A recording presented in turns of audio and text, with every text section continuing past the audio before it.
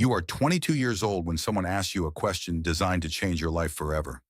The room is plain, gray walls, metal table, no decorations. The man across from you never introduces himself properly. He already knows your name. That immediately unsettles you. Your university professor told you this was a government opportunity, nothing more. You assumed analyst work, maybe translation. You were wrong. The man slides a folder across the table. Inside are photographs from a crowded airport. Hundreds of faces. He points at one man in the corner. Describe him.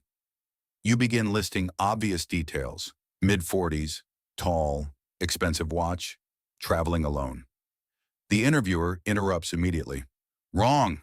He taps the photo again. He keeps his right hand inside his coat pocket because he's left-handed and carrying weight on the opposite side for balance. You look again. He's right. The interviewer watches your expression carefully, then says something you never forget.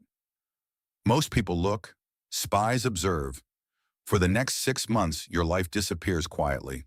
No social media, no public updates, no explanations to friends. Training begins immediately. Languages, surveillance detection, human psychology, memory exercises. You learn how to remember license plates after seeing them for 2 seconds, how to identify exits in every room automatically, how to notice who notices you. That last one changes your brain permanently, because once you begin scanning every crowd for watchers, crowds stop feeling normal forever. At first, the work feels exciting, secretive, important, like becoming the main character inside a movie. Then they show you the truth. Real espionage is mostly patience, boring hotels, long observation shifts, careful lies. Nobody wears tuxedos. Nobody introduces themselves as spies. The best spies look forgettable. That's the point. One evening during training, your instructor asks, "What's the first rule of espionage?" You answer incorrectly 3 times. Finally, he says, "Never become emotionally attached to your cover identity." Years later, you realize that's impossible. Level 2. By 24, you receive your first overseas assignment. Eastern Europe, cold winter, gray buildings. Your official identity says you work for an international logistics company. Fake passport, fake apartment, fake work history. At first it feels thrilling, then exhausting, because maintaining a fake life every hour of every day slowly fractures something inside your brain. You cannot relax fully anymore. Every conversation becomes calculated, every answer filtered. You learn how loneliness works in espionage. It doesn't arrive dramatically. It arrives through repetition, repeating fake names, fake stories, fake smiles, until your real self begins feeling less real than the cover. Your assignment sounds simple. Monitor a financial intermediary suspected of transferring money to hostile networks. So you watch. Coffee shops, train stations, restaurants.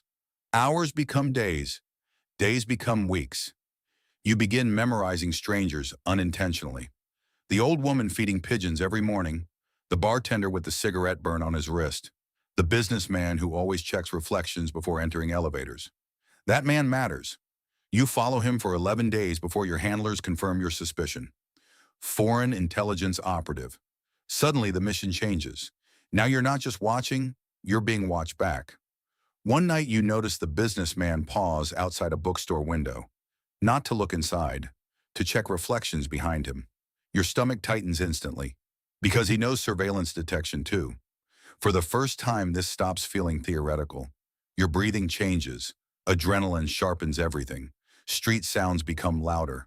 Footsteps matter more. You continue walking naturally. Never too fast, never too slow. That's another thing they teach spies. Fear attracts attention faster than mistakes. Later that night, your handler asks if the target noticed you. You answer carefully. "I think he noticed someone." The handler nods, then calmly replies, "Good, that means you're improving." You barely sleep afterward, because normal jobs don't reward almost getting caught. Level 3. At 27, you recruit your first informant, and nothing prepares you for how morally complicated that feels. Her name isn't real. None of the names are real anymore. She works inside a telecommunications ministry. Divorced, financial problems, a son needing expensive medical treatment. That's how intelligence agencies often find leverage. Not through evil, through desperation. You meet her slowly over months, casual conversations, coffee meetings, small trust-building moments.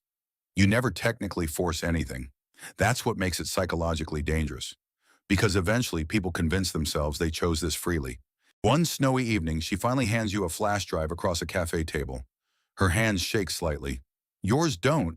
That scares you later, because your emotional reactions are changing.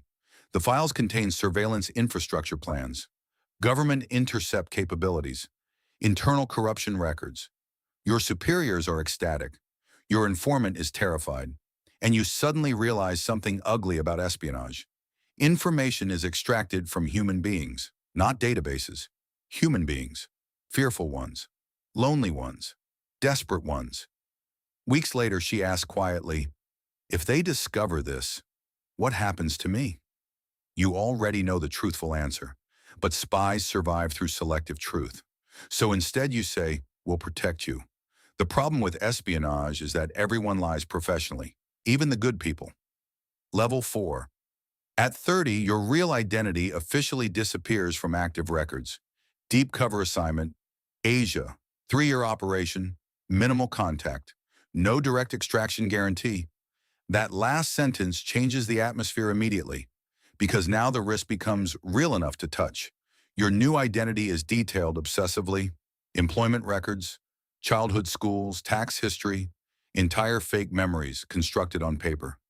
You study your cover life harder than most people study their real one. At first, the assignment feels manageable, then months pass, then years, and something strange begins happening. You start responding automatically to your fake name, not strategically, instinctively. That terrifies you more than danger ever did. Because if your fake identity feels natural, what exactly is your real identity now? You develop relationships carefully, neighbors, co-workers, a woman you begin seeing regularly. She believes every lie completely.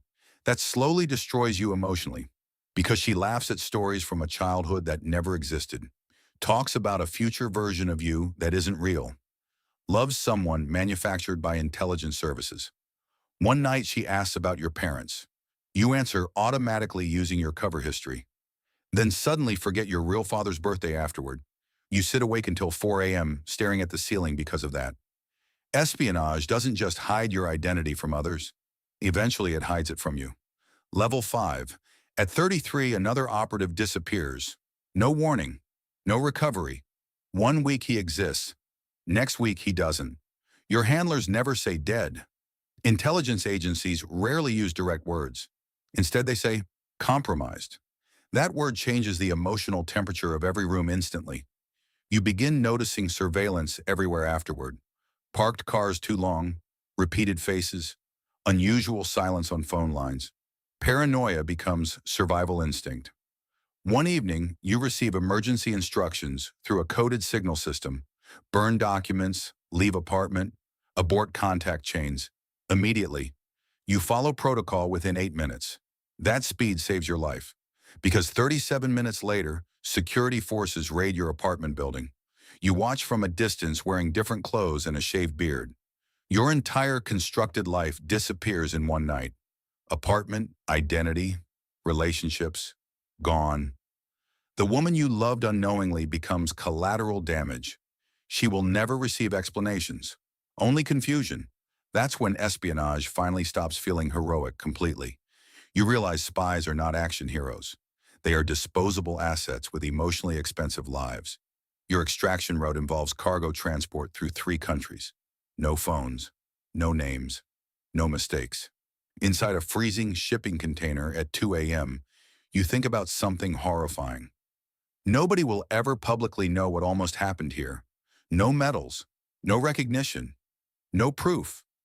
That's the hidden loneliness of espionage. The more successful you are, the less visible your existence becomes. Final level at 38, you no longer work active field operations. Officially, you don't exist in most databases connected to your old assignments. That's intentional. You now train younger operatives. You notice the same excitement in them you once had, the same cinematic fantasies. the same confidence. Sometimes you almost warn them fully, but you know they wouldn't understand yet. Some professions can only be understood after they damage you personally. You live quietly now. Small apartment, minimal possessions, no permanent relationships. You still scan exits, automatically entering restaurants. Still notice reflections in windows. Still wake instantly at unexpected sounds. Espionage permanently rewires human behavior. One afternoon, a trainee asks you, "What's the hardest part about being a spy?" You almost answer, "The danger, the lies, the fear." But none of those are actually correct.